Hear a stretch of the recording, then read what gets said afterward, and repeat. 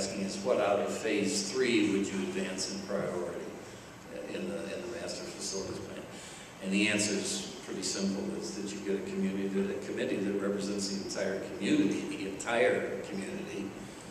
and ask them, and then you take their priorities. It's your responsibility as a board member to bring the people together. It's not to dictate.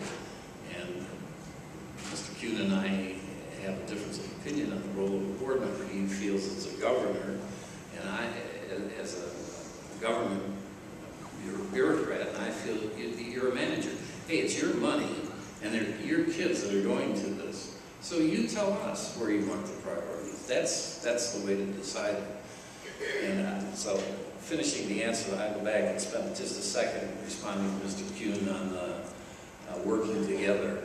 Number one, if you have a dispute that leads to a lawsuit, why don't you just give her the documents? You know, what's the big deal? And as far as attending a retreat, I went to one of those at 181. It's run by the State Board of Education.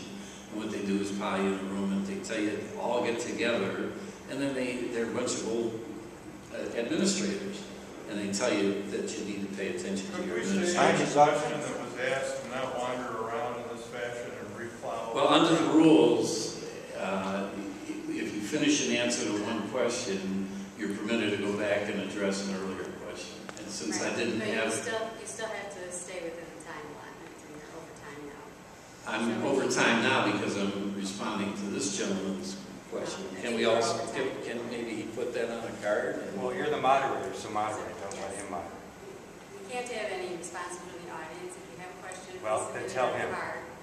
And the candidates are requested to make sure that they respect the stop sign here. Thank you very much.